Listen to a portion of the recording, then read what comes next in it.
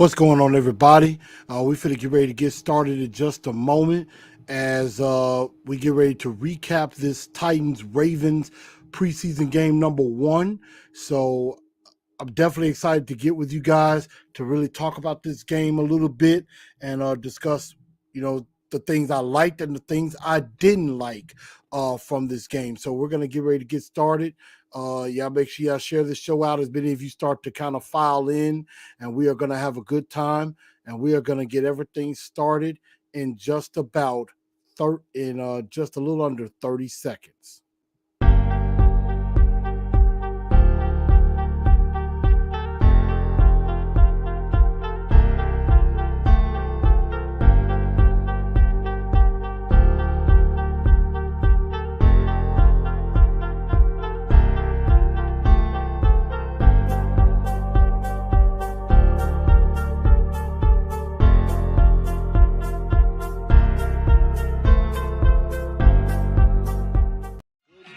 Good evening, Titan Nation. How's everybody?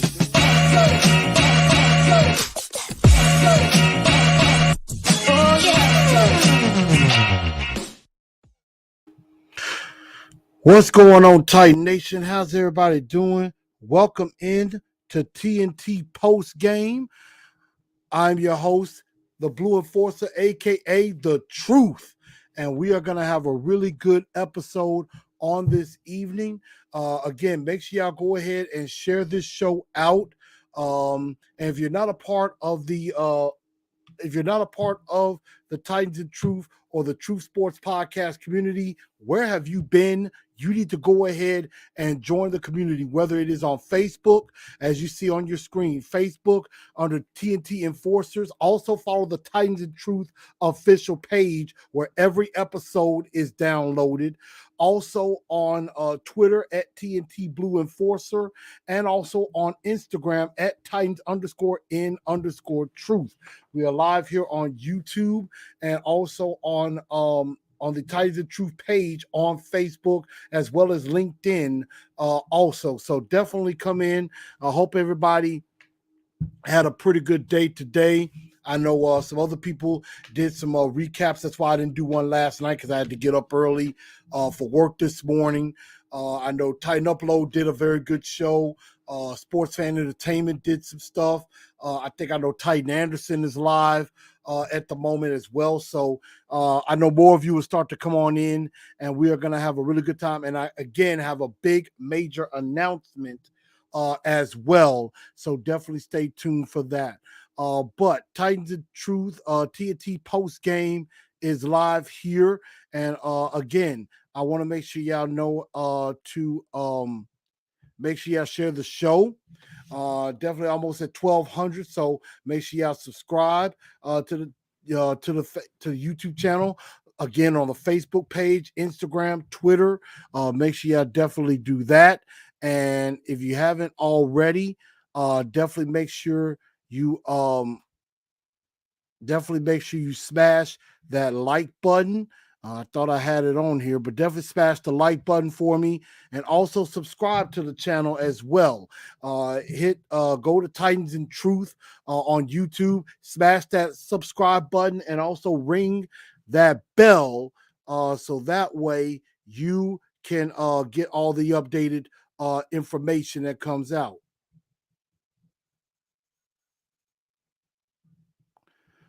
So y'all make sure y'all hit that.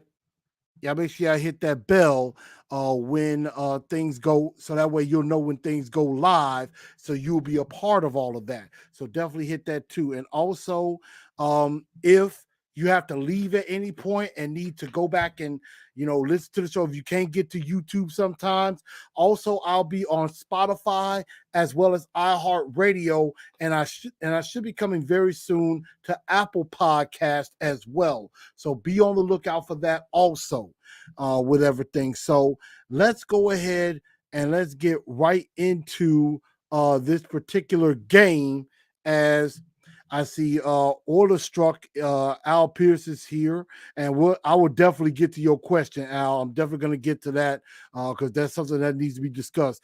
Titan Overdrive, what's going on? I know more of you are going to be coming in just a moment. So some of y'all make sure y'all share this out so everybody knows what's going on, everything. But as y'all see as well, the Baltimore Ravens did defeat the Tennessee Titans 23-10 to win their crazy 21st preseason game in a row. 21 in a row and that they've won. And I mean, it is impressive that that they've done that and everything. But again, y'all, it's the preseason. I don't really put a lot of stock into that. I know there are some people that are like, oh my God, the Titans lost. They lost the preseason game. I'm like, y'all, it's the preseason. It doesn't count.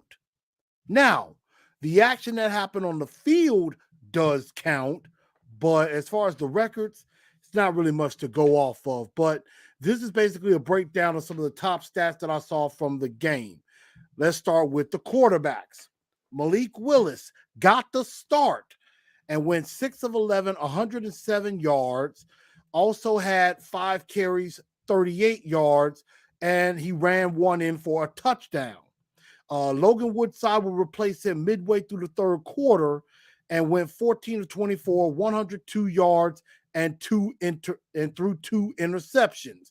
And we're going to get, believe me, we are going to have that discussion. We're going to have that discussion in just a moment. That much I assure you. We are definitely going to talk about both of these quarterbacks. That is a fact.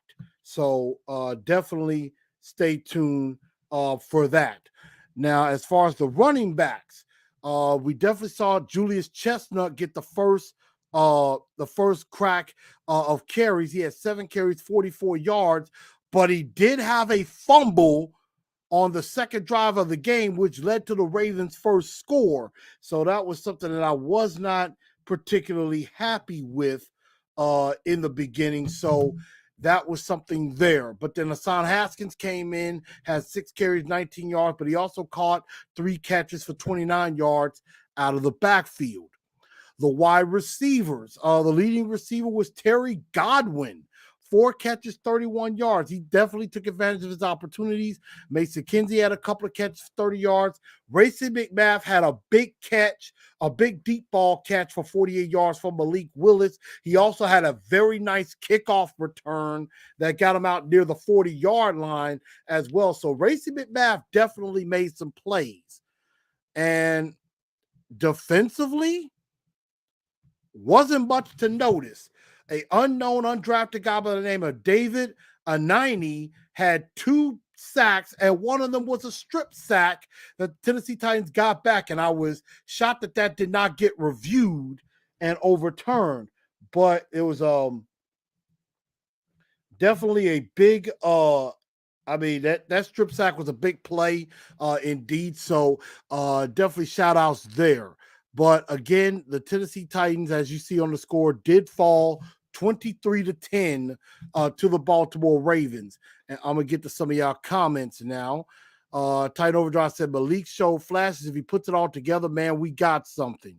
Weaver looked good. And that's what we're about to get into right now.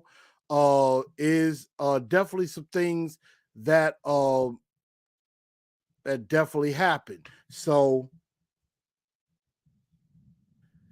give me just a moment, y'all.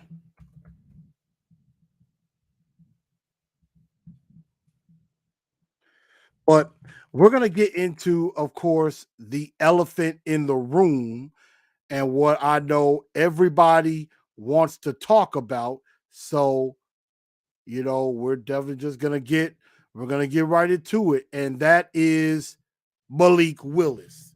I know that's what everybody wants to talk about. That's what everybody wants to discuss. And you know what? Let's go right ahead and do just that. Let's go ahead and discuss Malik Willis, who again had, let me see, I'm going to bring back the stats for Malik.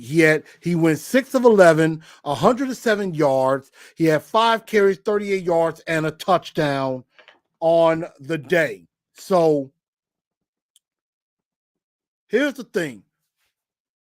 There was a lot of things that I liked about Malik's game, and there were a few things that I did not like in Malik's game. And I'm going to put this public service announcement out right now. I know what I am about to say is going to be extremely unpopular, that a lot of people are not going to like what I am about to say. But I'm going to say it because you see this hat. It says Titans in truth. Keyword, truth. Y'all know me. And that is this. Malik was impressive. Not gonna lie. When he rolled out to the right, made that spin move on Kyle Hamilton and ran to the end zone for the touchdown. Don't get me wrong. That was a special play. And it showed, I'm like, okay, I see you, Malik. But ladies and gentlemen, pump your brakes. Because I saw a lot on Twitter and on Facebook, all over the place, where a lot of people were like, oh my God, we got Music City Malik. Music City Malik is here. Go ahead, put him over Woodside. Start him now. Ladies and gentlemen, pump your brakes.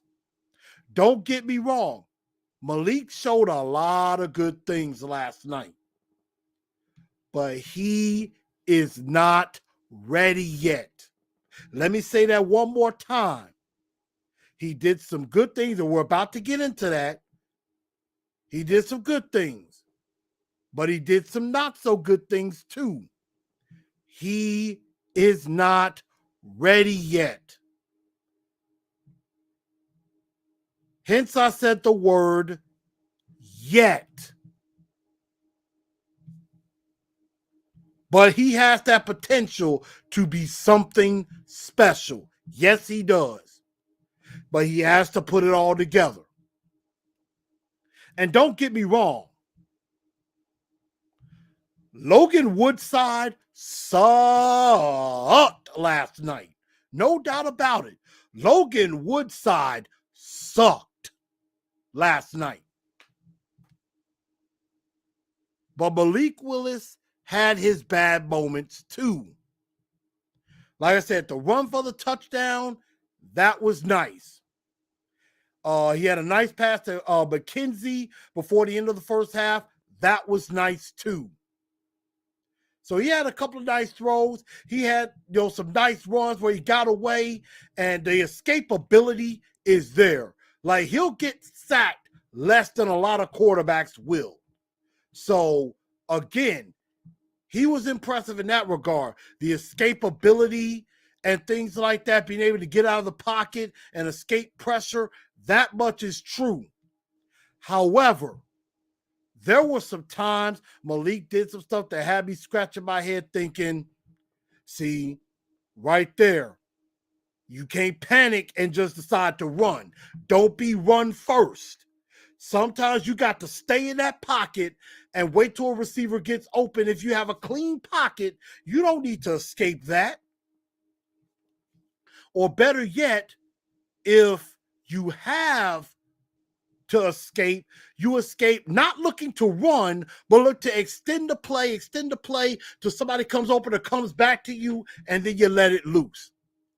There were a couple of times that was the case, and I have some picture evidence to show. I know some of y'all may have seen some of this, and I'm going to get to some of y'all comments in a moment.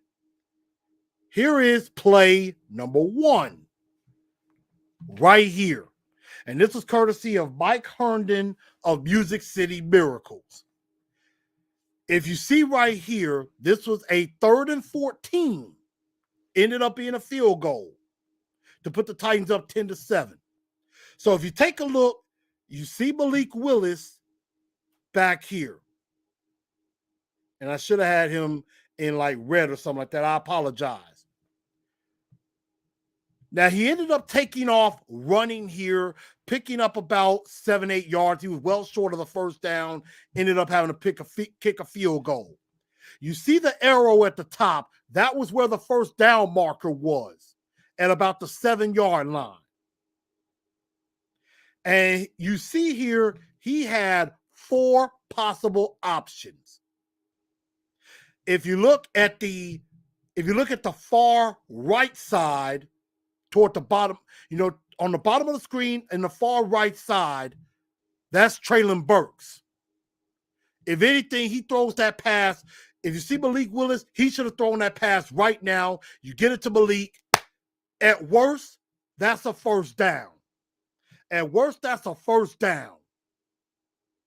That's first and goal inside of the 10, and you got a chance, instead of being up 10-7, going up 14-7 instead. Or you give Willis a chance, Burks a chance to maybe make a spin move and get in the end zone. Or he could throw it up a little bit. Treylon Burks catches that, and he gets in the end zone that way. Top right side.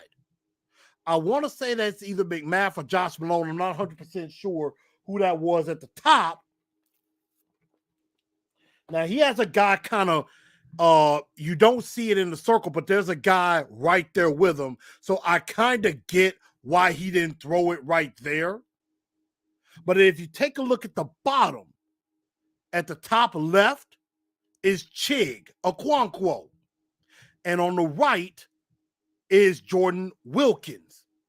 So at worst, he had 4 different options he could have went to in this situation instead of running. Had a pretty nice pocket. He could have threw it to Treylon Burks. You got the first down. You throw it at the top on the right. It's a chance it gets complete. It's a chance it gets incomplete. That much is true, or anything like that. And all else fails, you could check down to Jordan Wilkins, get as much as you can, get a little bit closer, kick the field goal. But when he escaped the pocket and ran up, Chig, even though he released a little late, was wide open. If he turns to his left and hits Okonkwo's running, and probably at worst gets the first down, if not more. So to run was a bad decision by Malik Willis in that situation. Again, I'm going to get to y'all comments in just a second. The second play, again, that was courtesy of Mike Herndon of Music City Miracles. Now it's from his Twitter. The second play was from Kevin Cole of PFF, or Pro Football Focus. This was Malik's last snap. I believe it was 3rd and 4, I want to say. This was 3rd and 4, second half.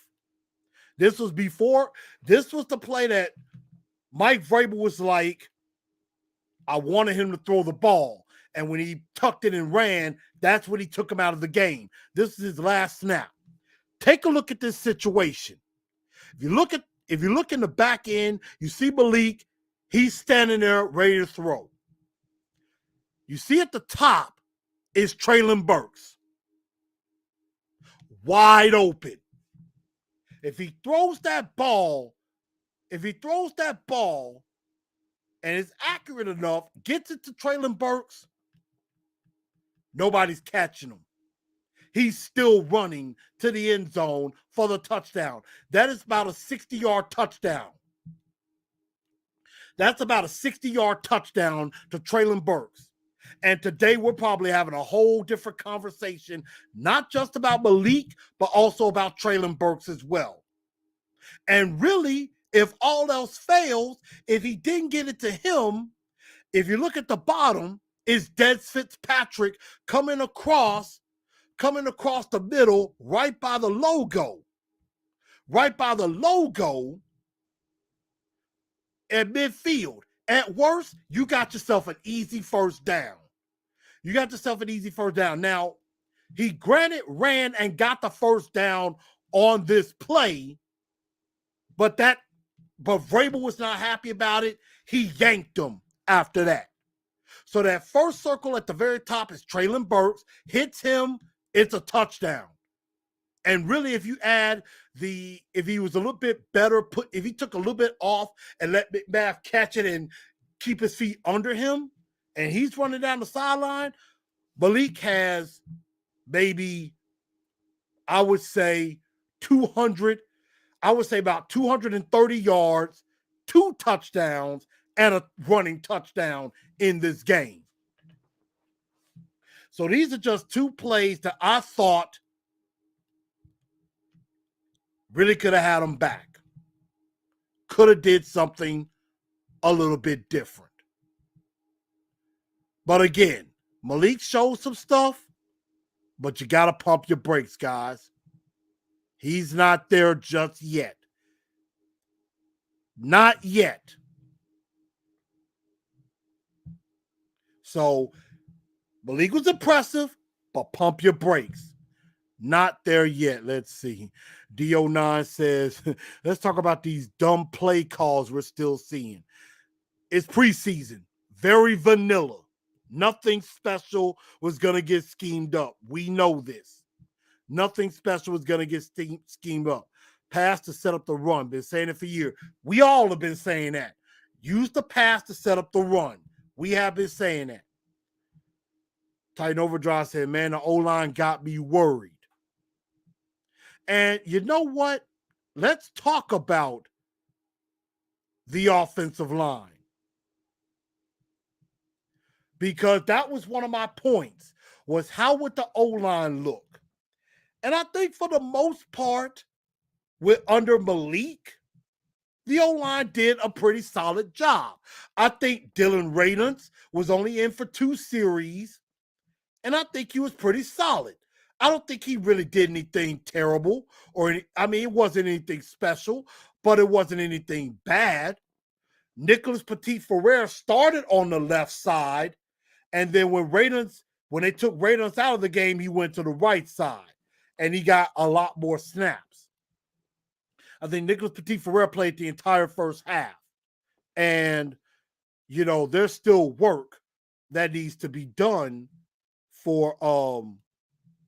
there's still work that needs to be done, with Nicholas Petit-Ferrer, but there's some potential there. He wasn't horrible, but there's still some work to do. There's still some work that can be done. Again, the offensive line in front of Malik, there was a sack or 2 that Malik took that he shouldn't have. I think there was one play that was almost a pick 6. He had a guy in the middle of the field he could have hit, and he just missed him. Another play where he got outside the pocket through the Dez, but honestly, everybody was clearing out for Chig to go across the middle. If he hits Chig is running. Still. So I think the offensive line was solid. Now, the offensive line behind Logan Woodside, in front of Logan Woodside, was bad. Bad. No ifs, ands, or buts about it. Now, that much is true. And another thing, Burks, Chig, and Phillip were pretty solid. I didn't really notice a lot of them. Now, Burks, I know he got like a jet sweep for about 4 yards. Logan Woodside underthrew Treylon Burks, which should have been a touchdown for Burks. I think Burks still had to fight and catch that football, but that was a bad throw by Logan Woodside. Logan Woodside sucked, plain and simple. We know that. Chig, I don't think they went to him enough. He had a couple of decent blocks, but also there was a play where I think Malik got out of the pocket. He threw it to his right, and Chig looked like he was going up, and then he kind of held back.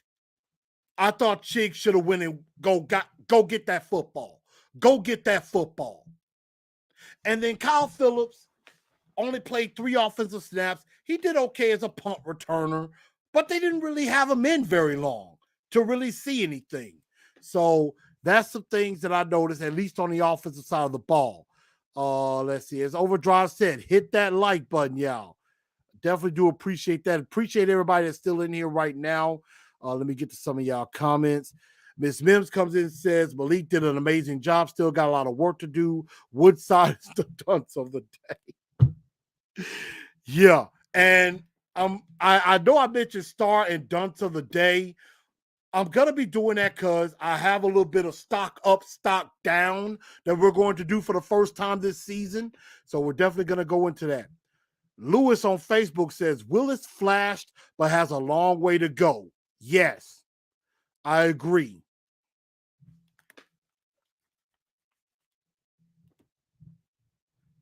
Now, Ms. Benz is talking about Chestnut. Yeah, he did have that fumble, but he did have a nice run as well.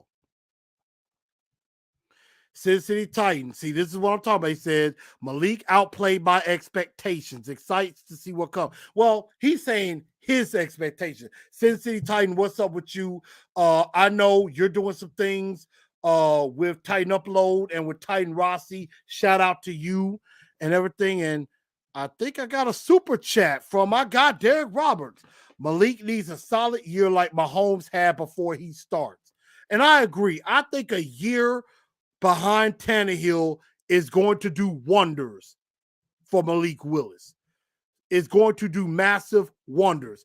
So, Derek, thank you so much for the super chat. I definitely appreciate that indeed. That is amazing. So, again, y'all, I definitely appreciate any and all super chats that I get. And I thank y'all because you're helping me. You're helping the channel. I definitely do appreciate that. Titan Overdrive says, I like what I saw from Hassan. Hassan wasn't too bad. He could use some more touches. Josh said, it looked like the Titans had the worst first preseason game thus far. I know it's just preseason. Yeah, there was a few things to like, a few things not to like. It was a little uninspiring. Surprised Vrabel was so open about pulling Malik. I agree. I was kind of shocked that he really just threw that out there and everything. I was very shocked about that. I was not expecting Vrabel to just say, oh yeah, I pulled Malik because of that and everything. So let's see. Like I said, yeah, keep your comments coming. Let's see. You know, I know a lot of people will hope to see more. You know, yeah, I agree. It's going to be vanilla, y'all. That's how it is in the preseason. Very, very vanilla.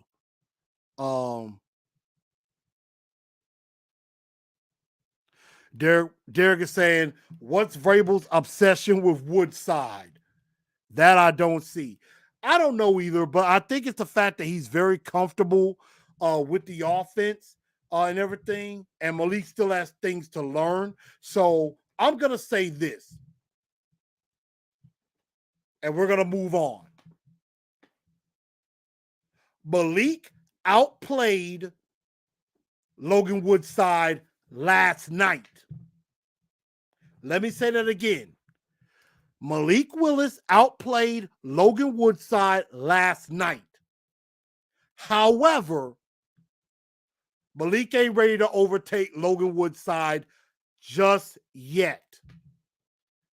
Again, like I said, pump your brakes. However, now, if he has another good game against the Buccaneers, if he does a little bit better than he did in the game against the Ravens, and Woodside still stinks, and maybe does a little bit of that against Arizona, I am not saying drop Woodside and only have two quarterbacks and Malik is the backup, but I would say then we might have to begin at least considering the small possibility of having that conversation. It wouldn't be a big conversation, but it'd be a little tiny conversation about Malik Willis being quarterback number 2. Again, I am not advocating saying Malik should be quarterback number 2 right now. But if he stacks up, if he can make a better performance and he has good practices against the Buccaneers and the Cardinals and does it in the game, we could slowly start to have a very, very small conversation about Malik Willis being quarterback 2. So that's what I would say on that.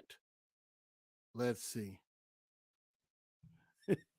Oh, so you like super chats? You deserve them. Derek, thank you so much for that again, man. I definitely appreciate. Let me see. Definitely appreciate that. Let's see. Now we turn to the defensive side of the ball, where honestly, didn't really notice a lot from the defense. There were a few things I noticed. Like I mentioned earlier, David Anini had a couple of sacks, against the third string, but he did have a couple of sacks. That was good. At least that warrants him to get a couple of more looks during the preseason. That doesn't mean he's going to be the 5th outside linebacker, but that does mean I think he does get at least a little bit of more play, maybe with Weaver, maybe rotating with Weaver and Ola Adeni, because Adeni got a little dinged up in the game. I thought the defensive line was solid. Deshaun Hand, Rashad Weaver was pretty decent. Ola Adeni, they were bringing pressure up in the front. Caleb Farley, I think, was okay. I think Fulton was okay for what he did. Theo Jackson, I didn't really notice him much, but that was probably a good thing. But, and then the inside linebackers, I didn't notice them either. But something I did notice that was not a good thing, as Orlestruck says, Chris Jackson. You definitely noticed him, and it wasn't for good reason. Chris Jackson did not play very well. And he gave up a touchdown, gave up another big reception, and then got hurt after the touchdown and ended up going to the locker room. He did not return. We do not know the extent of that injury just yet. But wasn't very impressed with Chris Jackson. I think Shakur Brown was okay. Maybe could get some more look. But other than that, I mean, we definitely need to get some better depth behind Farley, Fulton, Molden, and McCreary. McCreary obviously was dinged up in practice. That's why he didn't play. The inside linebackers, I mean, I think Joe Jones was okay. Gibbons, I saw him make some plays, but really wasn't. I just didn't think it was that big of a thing.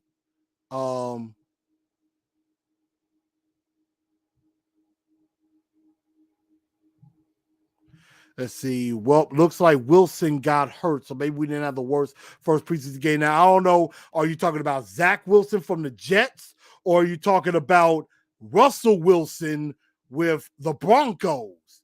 That's the question. Cincinnati Titans, I think Malik played well enough to secure the backup job, allowing us to put Woodside on the practice squad. Again, I'm not jumping the gun on that just yet. We're definitely going to see.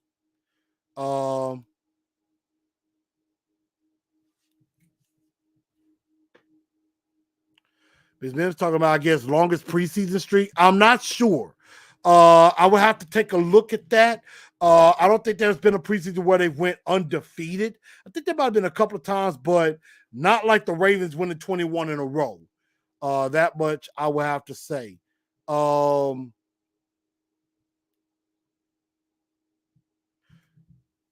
do you think will be among the first cuts?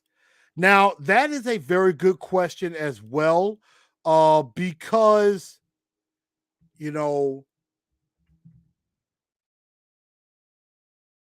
the first cuts do come by Tuesday. And that means they have to cut down to 85 by Tuesday. That's when they have to make the first cut. So That was their that they had to get rid of 5 players.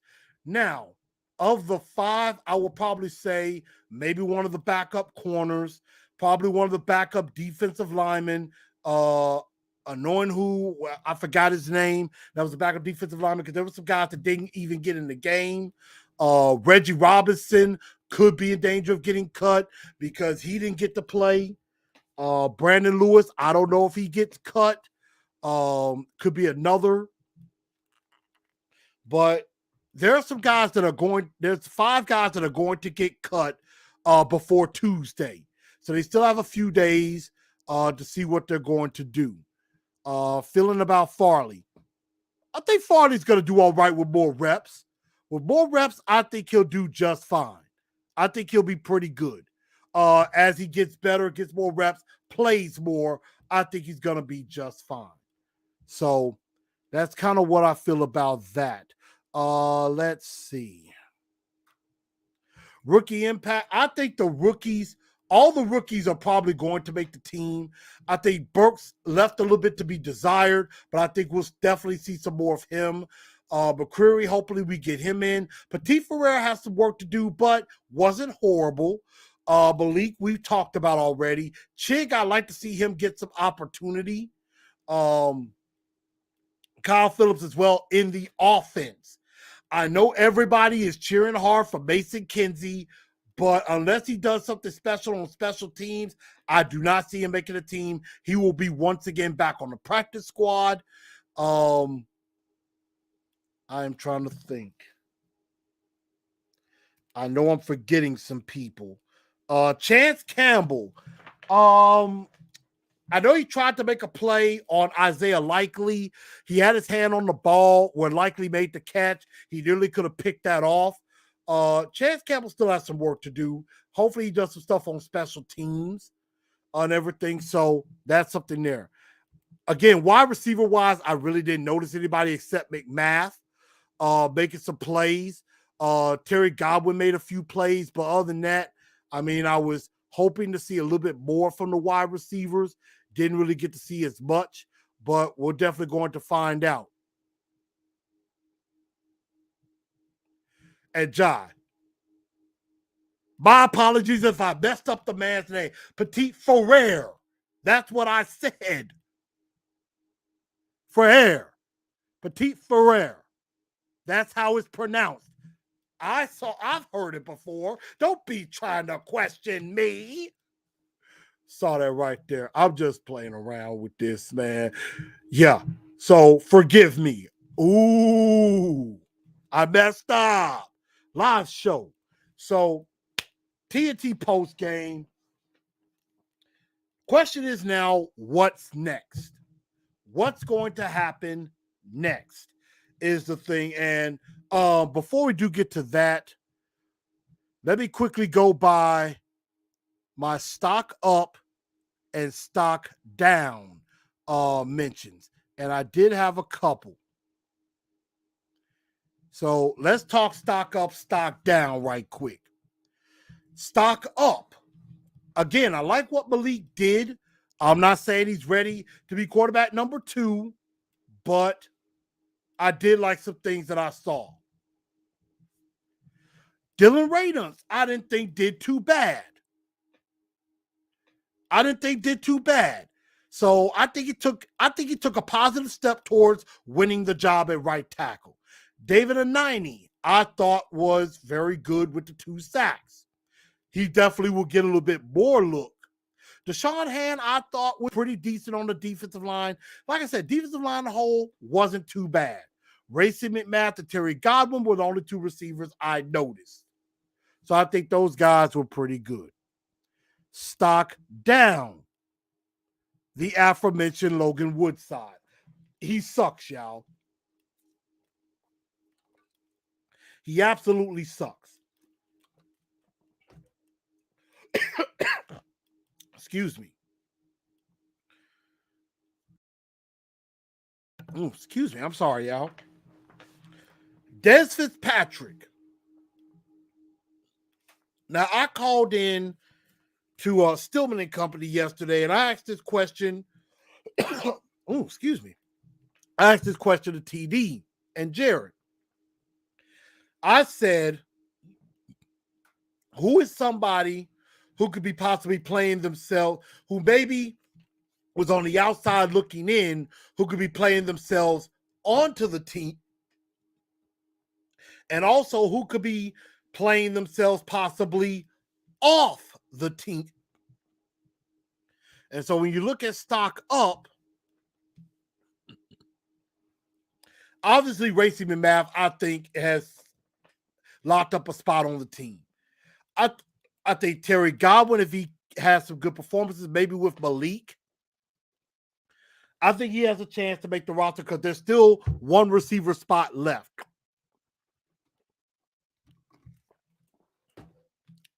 The hiccups that keep catching up to me. So I think Terry Godwin, I think he has it's not a great shot to make the team, but I think he'll get a little bit more look. He could play himself onto the team. David Anini, depending on what they may need an outside linebacker, if he does some stuff on special teams, he could play himself on the team. Excuse me. Hiccups, I tell you, they hurt.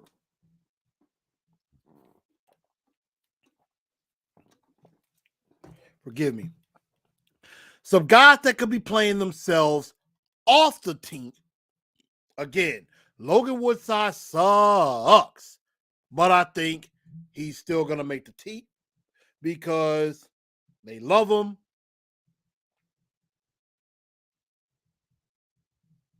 They love him. They can't seem to do without him. So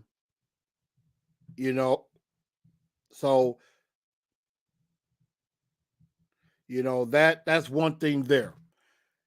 Des Fitzpatrick, I really think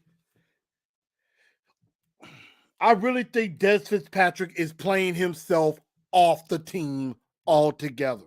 Forget practice squad. I don't think he makes the team and they go back to him. So I really think his stock is down. I think he's playing himself off the team. Chris Jackson didn't look great and he got injured. He could be playing himself off the team as well. So there's still work to be done. I mean, Jackson has done some good things, but he didn't look good last night. Julius Chestnut, I put him on there because of the fumble. I could not get over the fumble on the second drive. I think he had a nice 20-yard run after that. He kind of made up for it a little bit, but still, that fumble stuck with me. So that's the only reason I put him stock down, but I think he could improve.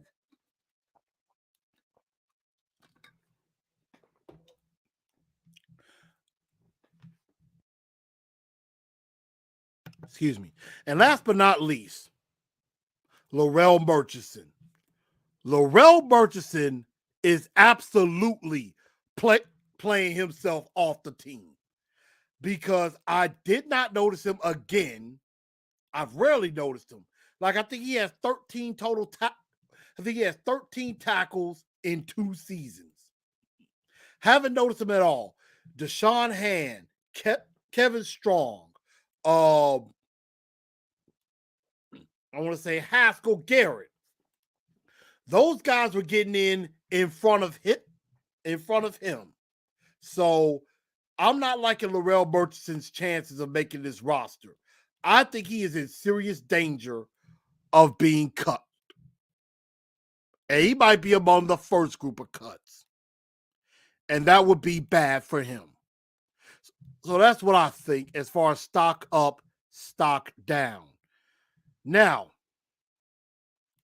Dunce of the day was Logan Woodside. Star of the week. Oh, excuse me. Man, my hiccups are bad. I'm going to have to fix this. So, I liked what I saw. Malik again could do better, so I think he was the star of the week by default. But Logan Woodside definitely was a dunce. That much is a fact. Now, talking about what's next. So, coming up, the Titans will hold joint practices with the Buccaneers and the Cardinals in the coming weeks. They have the roster trimmed down to 85 by Tuesday. Then after the Bucs game, they go to 80, and then the final cuts from 80 to 53. Now, they had a press conference. They had the presser today. Definitely. Let's see.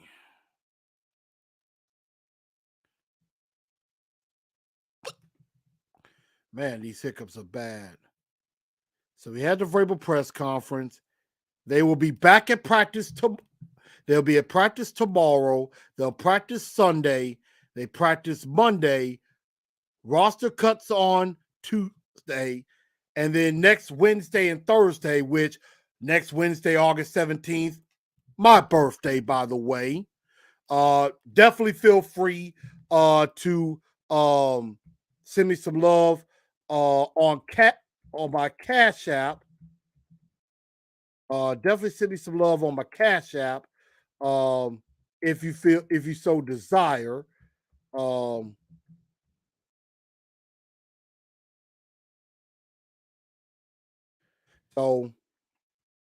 next Wednesday is, of course, my birthday. So there will be a show. Definitely going to probably do a show maybe on Tuesday. It may, if I do a show on Wednesday, it may be earlier that Wednesday. But of course, my birthday is coming up on the 17th. So I'm just announcing that, just in case some of you didn't know already. Birthday is August 17th. If you feel it in your heart, I would definitely be very happy if y'all blessed my Cash App for my birthday or something like that. And everything. So that's something that's coming up. So you got the joint practices with the Buccaneers on the 17th and 18th. I hate I'm not going to be up there for that. Then they got the preseason game on Saturday the 20th against the Buccaneers. And then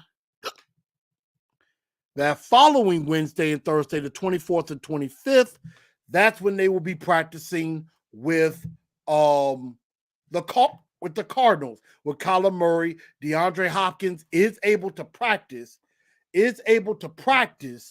but he'll be suspended when the regular season begins.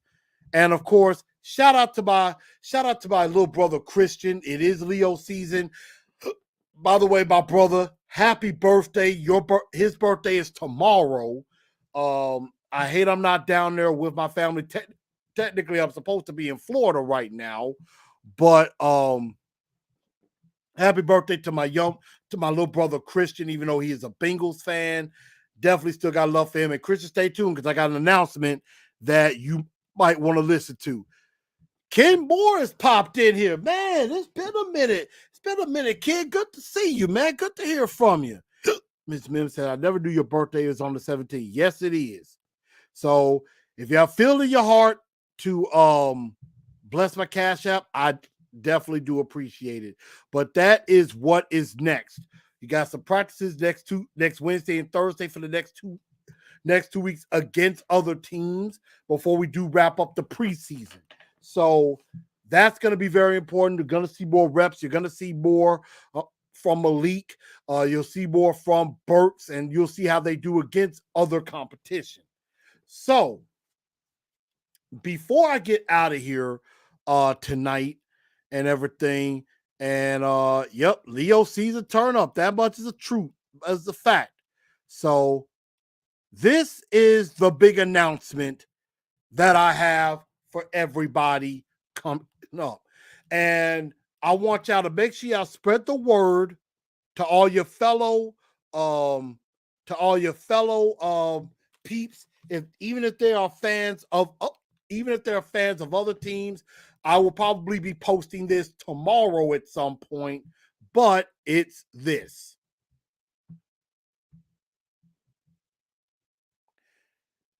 The Truth League report will debut this Monday.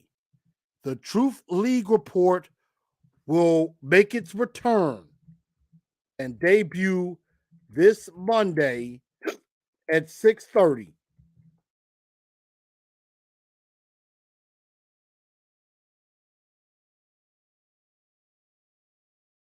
And that's going to be pretty big.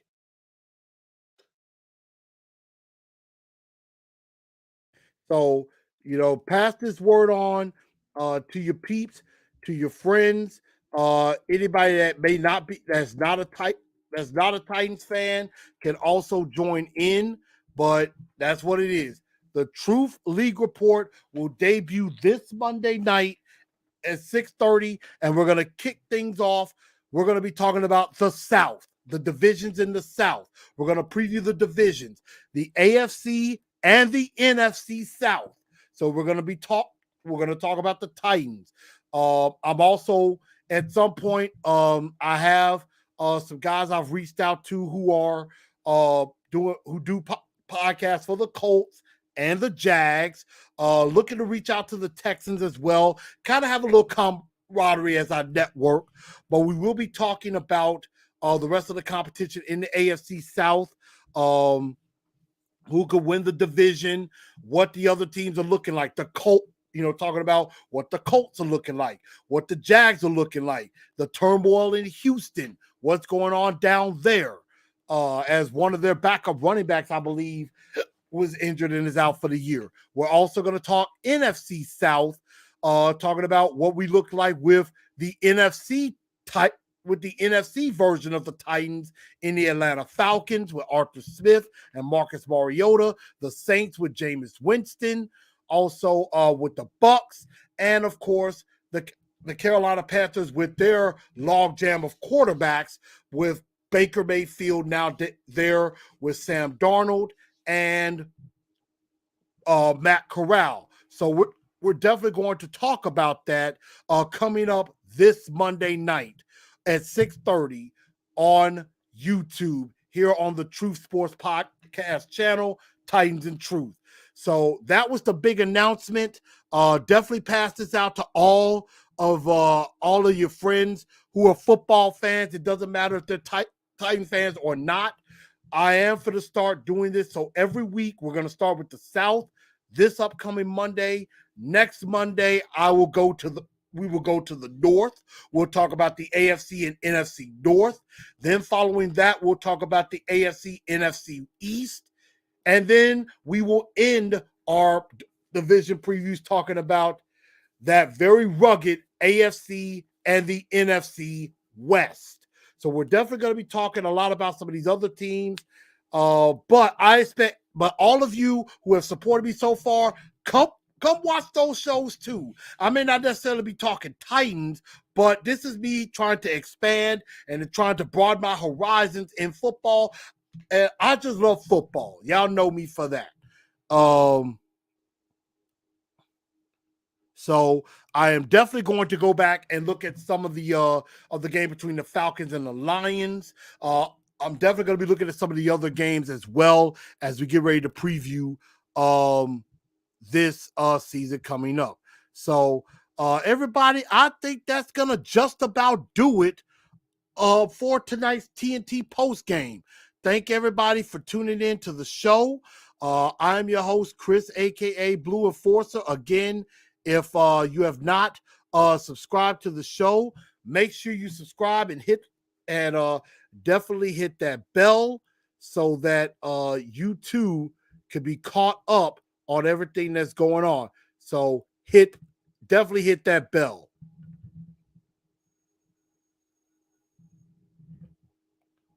Yeah, hit that bell so that you and make sure you put it to all.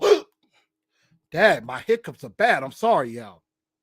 And again, if you happen to be late or you couldn't catch it on YouTube, you can catch it on Spotify and iHeartRadio as well. This episode, along with every episode, will be up on those platforms very, very quickly before the end of tonight. So they will be up and ready to go on those channels as well. So everybody, thank y'all. Thank y'all for tuning in to TNT Post Game.